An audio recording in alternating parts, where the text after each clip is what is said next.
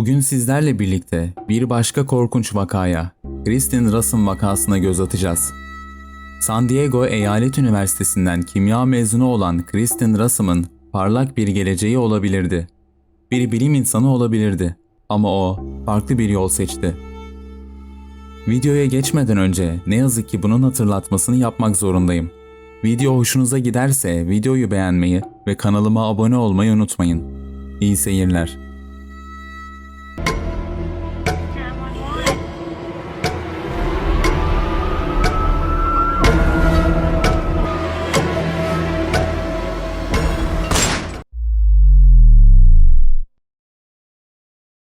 Ralph ve Constance Russell'ın 3 çocuğu vardı ve onları şüphesiz parlak bir geleceğe hazırlıyorlardı. Çocuklar en iyi okullardan eğitim alıyor, özel ders alıyor ve yeteneklerini geliştirmeleri için kulüplere ve bölümlere katılıyorlardı. Ancak kırılgan ve dürtüsel Kristen, idealin hızına ve arayışına ayak uyduramayarak kırıldı. Yalan söylemek, dersleri asmak ve gerçeklikten kaçma arzusu onu önce alkol tükettikten sonra rahatlama ve unutkanlık hissiyle tanıştırdı. Ancak kısa süre sonra alkol, istenen huzur etkisini sağlamayı bıraktı ve yerini metamfetamine bıraktı ve Kristen buna bağımlı hale geldi. Metamfetamin yani met, ABD'de en fazla bağımlılık yapan yasa dışı maddedir. Paranoyaya, muhakeme yeteneğini kaybetmeye, öforiye ve halüsinasyonlara neden olur. Kristen'in dengesiz davranışları ve gerçek hayattan kopukluğu ailesinin dikkatini çekmişti. Ailesiyle uzun bir konuşmanın ardından liseden beri madde bağımlısı olduğunu itiraf etti. Bu davranış, üniversite eğitimi almış profesyonellerden oluşan bir aile için ağır bir darbe oldu. Birkaç ay boyunca ailesiyle yaşadığı sayısız çatışmanın ardından 17 yaşındaki Kristen, tatil için arkadaşlarıyla birlikte gizlice Meksika'ya kaçtı. Orada tesadüfen bir adamla tanıştı. Kendisinden 7 yaş büyük, uzun boylu, yakışıklı Gregory DeVille. Onu kurtaracak bir melek gibi görünüyordu ve kurtardı da. Greg, kötü kıza aşık oldu. Bir ebeveyn rolü üstlendi ve onun iyiliği için sorumluluk aldı. Greg'in desteğiyle yerel bir adli tıp departmanında toksikoloji asistanı olarak iş bulmayı başardı. Yetenekleri işvereni etkilemişti. Bağımlılığı unutulmuştu ve toksikoloji alanındaki işi ele geçirilen kontrollü maddelere erişim sağladığı için bu durum onun lehine işliyordu. Adli tıp asistanı olarak Kristen üniversiteden onur derecesiyle mezun oldu. Öğretmenleri ve işvereni seçtiği mesleğe duyduğu sevginin nedenlerinden habersiz olarak onu övdü ve en iyi öğrenci ödülünü verdi. Greg'le ilişkisi yaklaşık 5 yıl sürdü ve 5 Haziran 1999'da büyük bir düğünle süslendi. Kristen'in anne ve babası Greg'e hayrandı ve kızlarının bağımlılık çukurundan çıkıp umut verici ve mutlu bir hayata giden yolda emin adımlarla ilerlemesinden dolayı içleri rahattı. Mart 2000'de Kristen, San Diego İlçe Adli Tıp Bürosu tarafından toksikolog olarak işe alındı. Bir toksikolog, kontrollü maddeleri tespit etmek için vücut sıvılarını analiz eder. Gregory o sırada biyoteknoloji sektöründe çalışıyordu.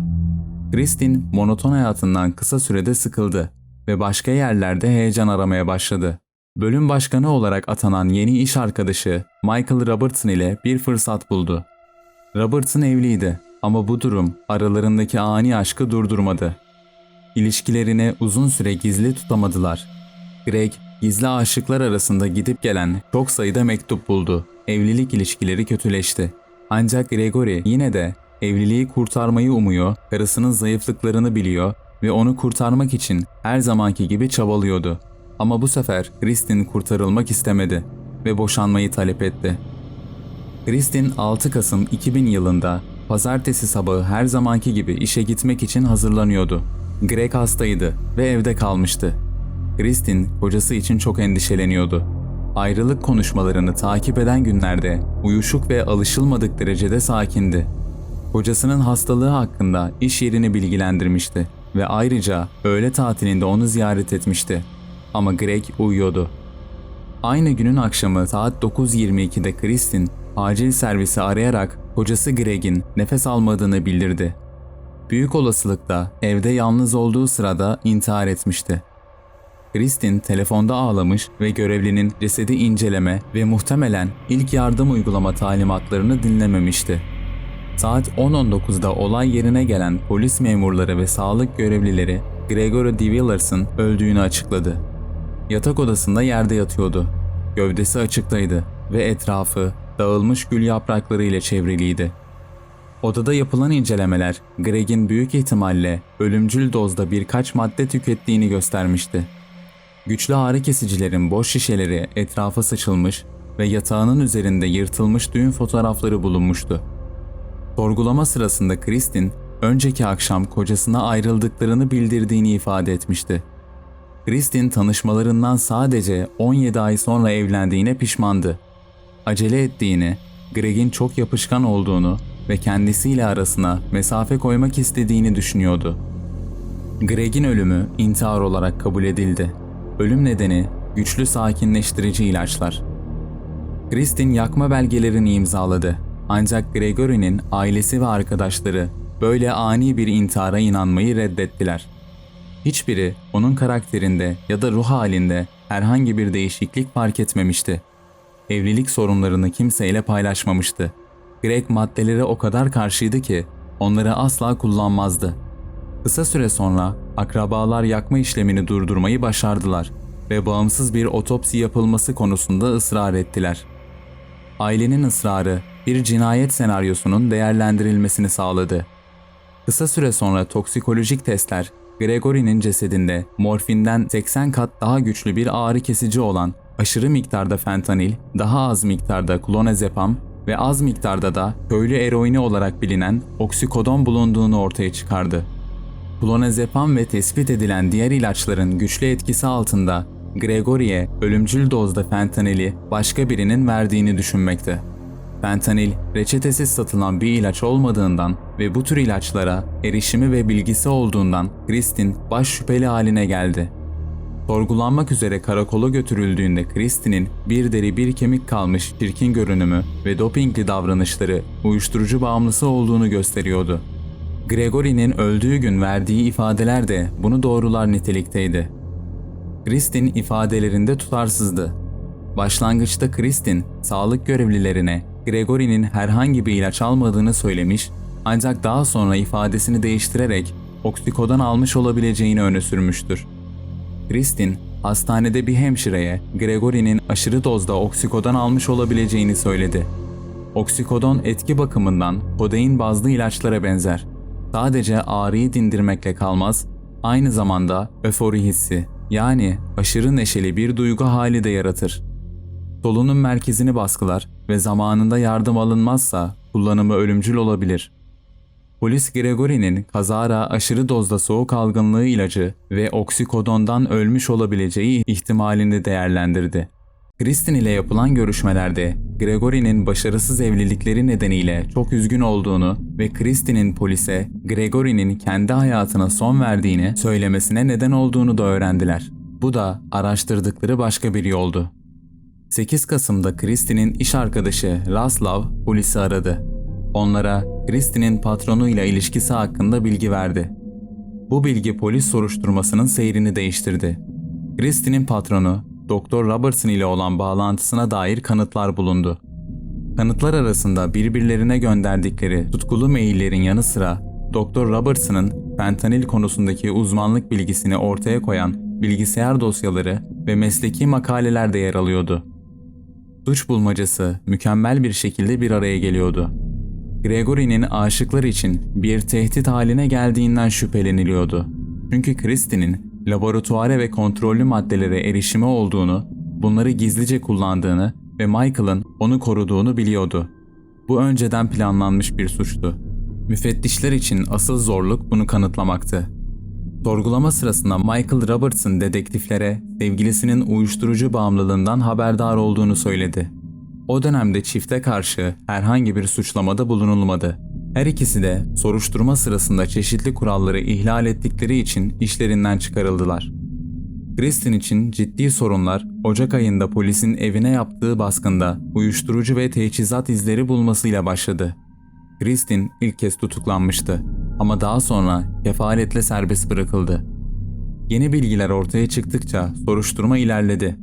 Buna Christie'nin günlüğü de dahildi. İlk inceleme sırasında müfettişler, günlüğün Christine tarafından kendisi için değil, dışarıdan bir okuyucu için yazıldığını, Gregory'nin kendi eliyle gerçekleştirdiği mükemmel ölümün görüntüsünü oluştururken masumiyetini örtbas etmek ve onaylamak için bir araç olarak kullandığını varsaydılar. Kocasının öldüğü gün bir gül almış ve sıkıntılı tavırlarıyla uyuşmayan açık iç çamaşırları giymişti.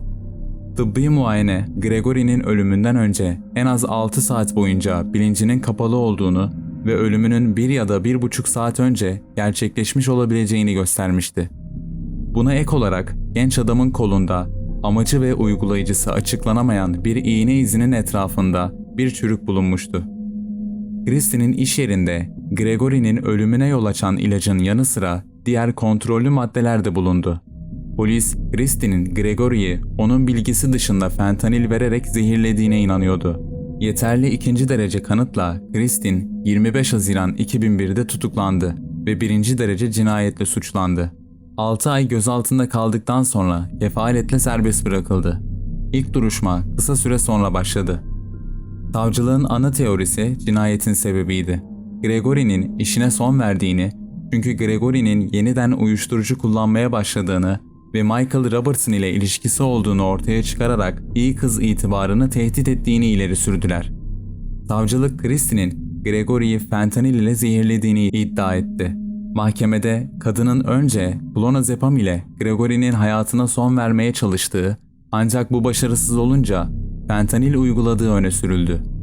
Kadının daha sonra Gregory'nin kendi hayatına son vermiş gibi görünmesi için yatak odasını düzenlediğini, günlüğünden sayfalar yırttığını ve vücudunun etrafına gül yaprakları ve bir düğün fotoğrafı yerleştirdiğini de iddia ettiler. Mahkeme, biyokimya mezunu olan Christie'nin uyuşturucu ve kimya bilgisini Gregory'yi öldürmek için kullandığını duydu. Savcılık ayrıca Christie'nin adli tabiplikteki meslektaşlarını Gregory'nin ölümünün kendi kendine olduğunu ikna etmeyi umduğunu ve fentanil hakkındaki bilgileri gizlediğini iddia etti. Ancak Gregory'nin otopsisi yapılmadan Christine başka bir laboratuvara nakledilmiş ve toksikolojik araştırmayı ikame etme girişimi başarısızlıkla sonuçlanmıştı. Savcılık Christie'nin 6 Kasım gününü anlattı. Gregory'nin işverenini arayarak işe gelmeyeceğini bildirmiş ve ardından işe gitmiştir. İş arkadaşları Christie'nin işe geldikten yaklaşık 1 saat sonra sabah 9 sularında Michael'ın ofisinde ağlarken görüldüğünü ifade etmişti. Christine ve Gregory'nin yaşadığı apartmanın yöneticisi Christie'nin saat 12.10'da eve döndüğünü bildirmiştir. 12.41'de Christine yerel bir markete gitmiş ve aralarında tek bir kırmızı gülün de bulunduğu birkaç şey satın almıştır. Kredi kartı ekstreleri de bunu doğrulamaktadır. Ve Gregory'nin ölümünden saatler önce Michael'ı defalarca aradığı tespit edilmiştir. Gregory'nin otopsisini yapan San Diego bölgesi adli tabibi Dr. Brian Blackburn, Gregory'nin sağlık görevlileri gelmeden en az 1 saat önce öldüğünü ifade etmiştir. Gregory'nin mesanesinde önemli miktarda idrar bulunduğunu ve bilinci yerinde olsaydı bunun çok rahatsız edici olacağını bildirmiştir. Bu durum Dr. Blackburn'un Gregory'nin ölümünden önce yaklaşık 6 ila 12 saat boyunca kötü nefes aldığı sonucuna varmasına yol açmıştır. Bilinci yerinde olmayan bir kişi üzerine gül yaprakları serpemez. Dr. Blackburn, Gregory'nin kanında bulunan clonazepam seviyesinin aşırı dozda olmadığını ve ölümcül olmadığını göstermişti. Dr. Theodore Stanley, savcılık adına ifade verdi. Fentanilin güçlü ve hızlı etkili bir ağrı kesici olduğunu ve kişinin solunumunun durmasına yol açabilecek ciddi bir yan etkiye sahip olduğunu göstermişti. Savcılık makamı jüriye, Christie'nin Gregory'yi nasıl zehirlediğini kesin olarak söyleyememiştir. Ancak Gregory uyurken koluna fentanil bantları uygulamış olabileceğine dair belirtiler vardır. Christie'nin daha önce çalıştığı laboratuvardan 15 filasterin kaybolması bu teoriyi bir olasılık olarak desteklemiştir. Savunma Gregory'nin ölümüne fentanilin neden olduğunu kabul ederek Christie'nin masum olduğunu ileri sürdü. Ancak Gregory'nin bunu kendi kendine uyguladığını ve ailevi sorunlardan kaynaklanan umutsuzluk nedeniyle kasıtlı olarak kendi ölümüne neden olduğunu iddia etti. Mahkemede ifade veren Kristin, 6 Kasım sabahı uyandığında Gregory'yi perişan halde bulduğunu anlattı. Sabah 7:42'de işverenini arayarak hastalığını ve işe gelmeyeceğini bildirmişti. Mahkemeye işe gittiğini, ancak Gregory'yi kontrol etmek için eve döndüğünü ve öğleden sonra onunla öğle yemeği yediğini söyledi. Savcı Kristin'i çapraz sorguya aldı ve açıklamasını tuhaf buldu. Geçmişte ve uyuşturucu kullanımı konusunda yalan söylediğini itiraf etti. Mahkemeye fentanilin tespit edilmesi zor olduğu için mükemmel bir zehir olduğunu söyledi ve bunu işinden dolayı çok iyi biliyordu. Otopsi ve toksikolojik bulgulara dayanan tıbbi tanıklık, Gregory'nin yaklaşık 6 ya da 8 saat boyunca bilincinin kapalı olduğunu kanıtladı. Yani Kristin o gün kocasıyla öğle yemeği yemiş olamazdı. Gregory'nin ilaçları bilmeden kendisinin almış olabileceğini öne sürdüler. Fentanilin nasıl verildiği ve vücudunda neden yüksek seviyelerde bulunduğu açıklanamamıştı. 8 saat süren müzakerenin ardından jüri, Kristin'i 1. derece cinayetten ve zehir kullanımına bağlı özel durum cinayetinden suçlu bulmuştur. Şartlı tahliye imkanı olmaksızın ömür boyu hapis cezasına çarptırıldı. Kristin masum olduğunu savundu ve kararı temyize götürdü. Temyiz başvurusu reddedildi ve Kristin halen gözaltında tutuluyor. Michael Robertson, Kristin'in davasında suç ortağı olarak gösterildi. Yetkililer gizlice bir komplo suç duyurusunda bulundu ve hüküm giymiş fail Kristin Rassum'un eski patronu ve sevgilisi Michael Robertson için mühürlü bir tutuklama emri çıkardı. Gregory'nin ailesi, Kristin'in adli tabiplikten fark edilmeden ölümcül dozda ilaç çalmasına izin veren ilçeyi ihmalle suçlayan bir dava açtı. 2006 yılında ABD mahkemesi kendilerine $147 milyon tazminat ödenmesine karar verdi. Ülkeyi etkilemeye devam eden bir davada bölge adli tabipliğinde eski bir toksikolog olan Kristin, Şubat 2003'te laboratuvardan ilaç çalıp kocası Gregory de Villers'ı zehirlemek için kullandığı ve evlerinde bir intihar sahnesi düzenleyerek cesedini kırmızı gül yapraklarıyla dağıttığı gerekçesiyle şartlı tahliye imkanı olmaksızın ömür boyu hapis cezasına çarptırıldı. Bu tarz videoların devamı ve beni desteklemek için düşüncelerinizi yorumlar kısmında benimle paylaşabilirsiniz.